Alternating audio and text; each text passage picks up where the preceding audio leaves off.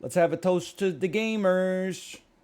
Let's have a toast to the chatters. Let's have a toast to the lurkers.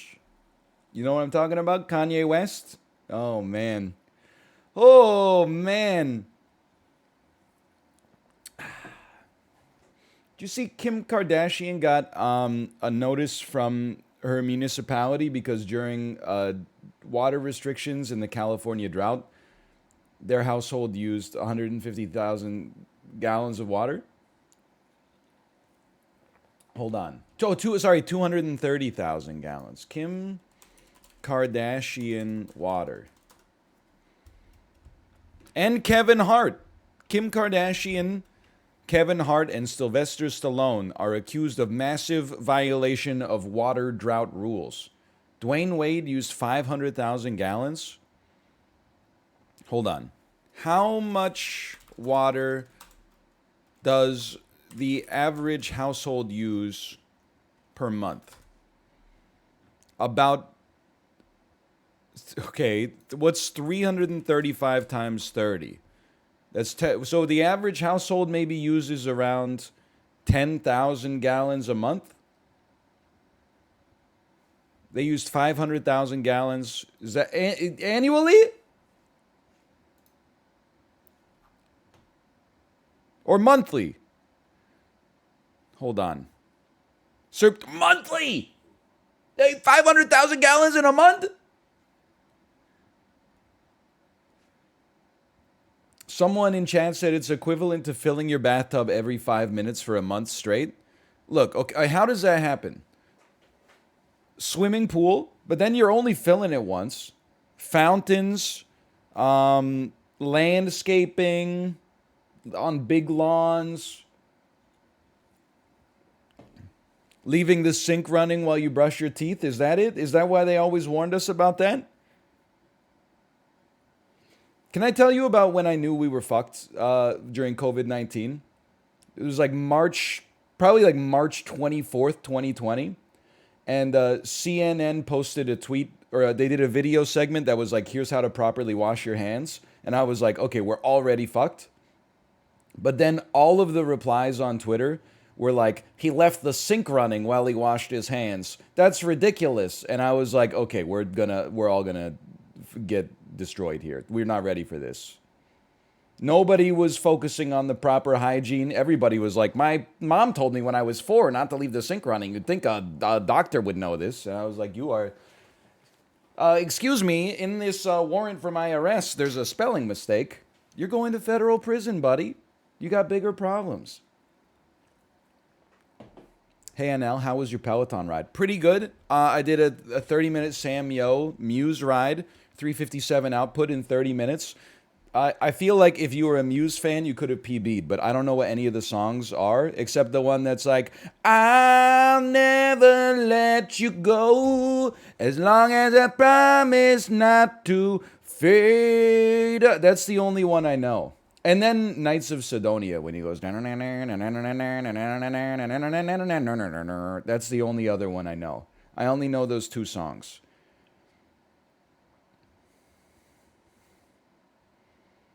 But I feel like you could PB it if you are if you're a Muse head. See, it had like much better programming than the Alanis ride, but I was on like a spiritual vibe when she was like, you know, I recommend getting your heart trampled on to anyone who feel free. You know, she does that. So that even though there was worse programming in that ride, I had a little bit. I mean, my adrenaline was pumping for sure. Hold on, I have to refresh chat for Monka Giga featuring Ryan Gary. Monka Giga featuring. Doesn't work for me yet. I enabled it, I promise you. On BTTV. It might take another minute or so. Works on my machine? Works on my machine. Okay, well. When's the Hamilton ride? Look, okay, there is a 30-minute Hamilton ride, but I need to show you the track list to show you why I've never taken it, okay? This Hamilton ride may be your most favorite Peloton class. This is like the ultimate bat chest moment. It's like bat chest inside of a bat chest. I don't know. I can't find the ride myself, but the track list was like all of my least favorite songs from the Hamilton soundtrack. I was like, I'm not doing a 90-second climb to Farmer Refuted, okay? You have to have more respect than that. What do I want to see in my Hamilton ride? You know, you could warm up with track 1, Alexander Hamilton. Track 2, we're going to send you on we're going to get the blood pumping with My Shot. Then once you're warmed up, we're going to hit you with some speed intervals to Guns and Ships. Whenever Lafayette raps, you're going to hit a cadence of 100 to 120. Then we're going to have, I mean, you got to throw Nonstop in there, but Nonstop might be a better finisher for you or something like that. You could have the Battle of Yorktown. That would be a good climb or something like that.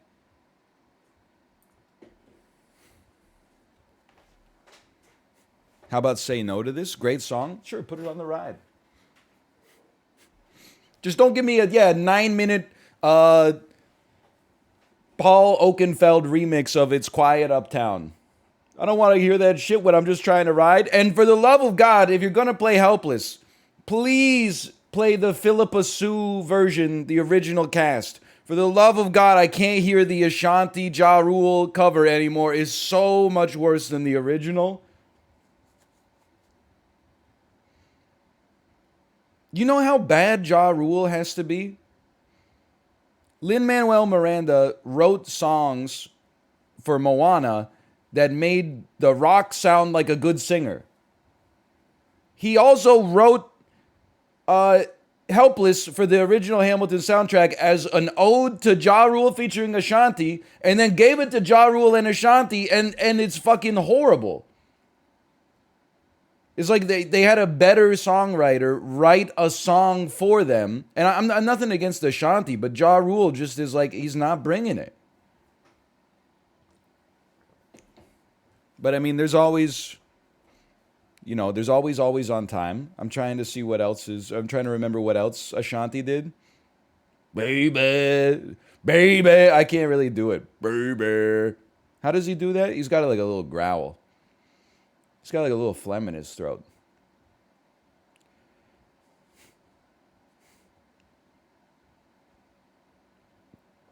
Anyway. You're kind of close? Baby. Oh, nah. Oh, wait. No, that's the Ashanti lyric. I don't even know what Ja Rule says in any song. He barks a little bit, right? Is there a Sean Paul ride where they just play Temperature? I do want to say, dude, honestly, I kind of feel like, hear me out here. I kind of feel like Sean Paul, a little underrated. Oh, it works now, Monka Giga. I would never probably actively choose to listen to Sean Paul, but if some Sean Paul came on the radio, I would be like, you know what? I have the right temperature to shelter you from the storm.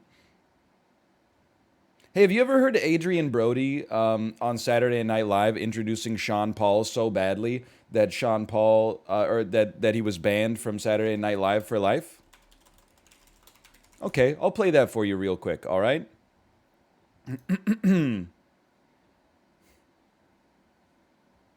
Video unavailable. This video contains content from NBC Universal who has blocked it in your country on copyright grounds. All right, so if I can get an American, perhaps, if you're in the United States of America, if you could just Google Adrian Brody Sean Paul impression.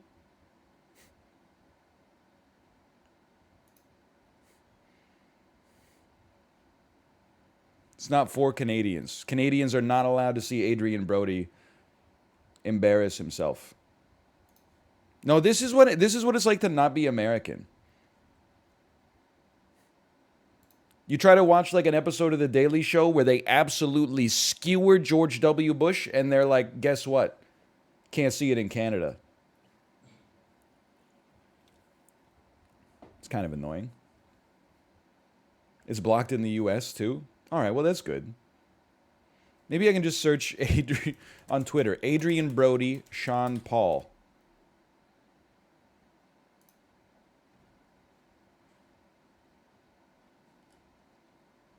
I'm trying to find it. Oh, here it is. Okay, this is on Watch Mojo. And Jamaica, man, Rastafari, you got the whole family in the house, me got Sean Peter, you got Sean Paul, you got Sean and Jamaica. So that's like a little snippet of it. I don't know if you know Adrian Brody.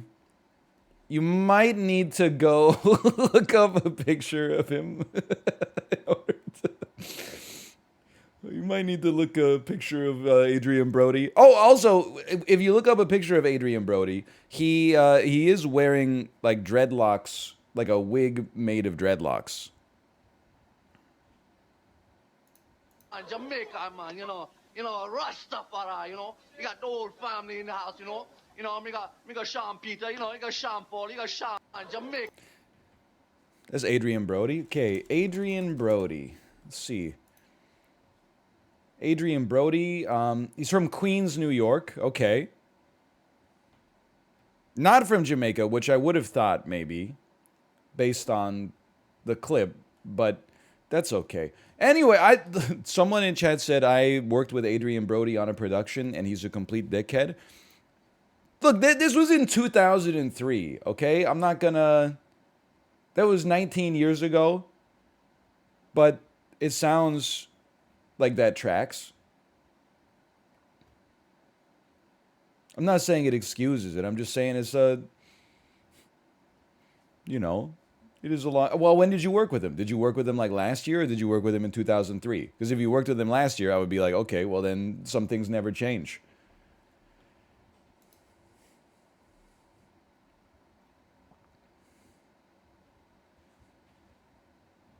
He still does this every day. Every day when he comes in, it was 10 years ago. All right, you'd hope because then, I don't know. He's probably like 25 when he did that, the accent. But then that's like another 8 years after. He's 33. He's already been in King Kong. He's won an Oscar for The Pianist. Like at that, but come on, you gotta start to mature a little bit. I like the idea that that's just what Adrian Brody sounds like normally, but then he has to put on like a more restrained accent for whatever movies he's in. But when he's offset, he speaks like Rob Ford when he's intoxicated and being filmed.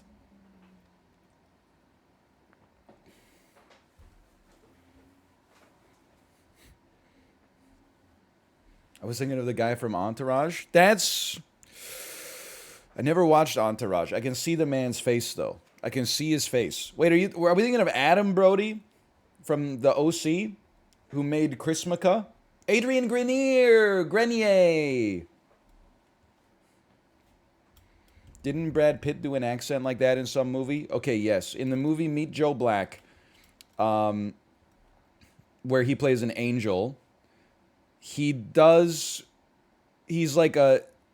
comforting a Jamaican woman who's dying in the hospital, and he starts speaking in a Jamaican accent. Oh, he plays Death. That's right. He also gets hit by like 2 cars in a second.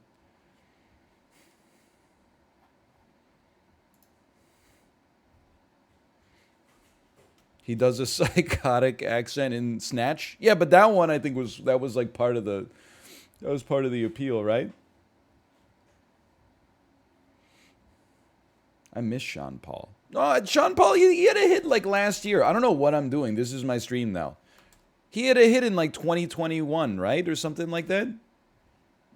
Hold on. Sean Paul, he's been active since 1994.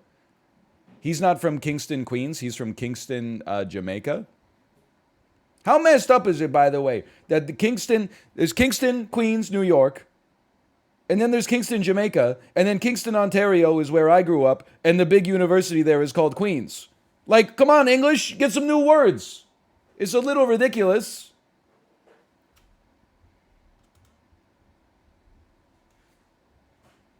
Doesn't make any damn sense.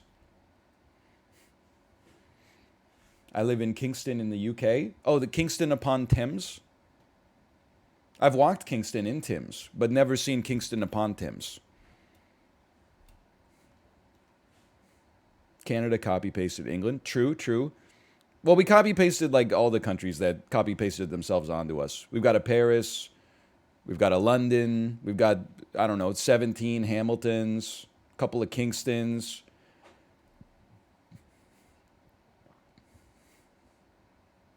We got Rome. That's very true. We got a Rome. We had a Berlin for a while. Utica. All right, we got to get started here, though. I know. Okay, hold on. Sean Paul enjoyed a commercial resurgence throughout 2016 after being featured on 3 largely hit singles by Australian singer Sia, girl band Little Mix, and classical crossover group Clean Bandit. He performed the opening ceremony at the Pakistan Super League. You remember that. I don't need to tell you about that.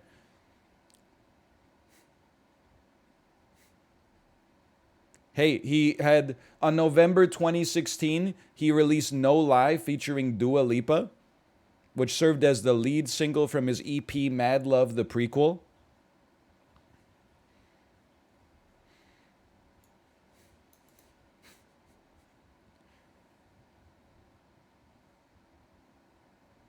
In May 2022, Sean Paul released his 8th studio album, Scorcha. Let's see how this did, okay? NME gave it a 4 out of 5. That's pretty good. It has pop-accented bops from the god of dancehall, also praising the sound of the album by stating he proves his hit-making skills and why he is still the pioneer of island pop. I've always been saying that, man. Seems like Sean Paul's doing fine. There's nothing to miss.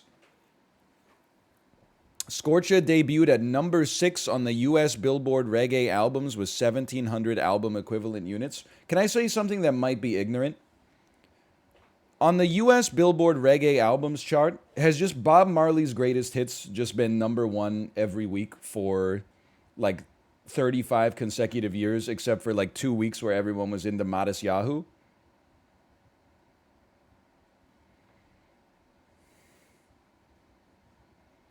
I gotta go check this out. US Billboard Reggae Albums. I'm looking at the citation. Billboard Reggae Charts. Reggae Albums. Okay, number 1 this week. Kind of crazy. Legend, The Best of Bob Marley and the Wailers. It's been at number 1 for 137 consecutive weeks.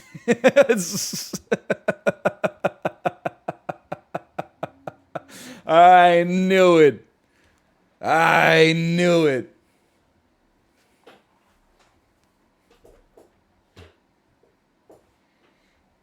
Also, I can't read the rest of the chart because it's only available to pro survivors. But guess what, Billboard? I already got everything I need. Oh, man. All right. Here we go. Let's get Sporkle going. Now, you're right. That was a nice little warm-up. Just a little half hour of freestyle off the top. I mean, is there a genre out there that is more dominated by a single artist than reggae? And that's not a knock on reggae. I'm ignorant to the rest of the genre. But, like, obviously Bob Marley's the guy selling out constantly. Like, whatever genre Enya's in, is Enya the only person that's at the top of the list over and over? Ska? I mean, no, there's some competition in ska. You know, there's Goldfinger, and there's the Mighty Mighty Boss Tones, and there's you know, they did the Come On Eileen, Real Big Fish, Less Than Jake, Streetlight Manifesto. See, there you go.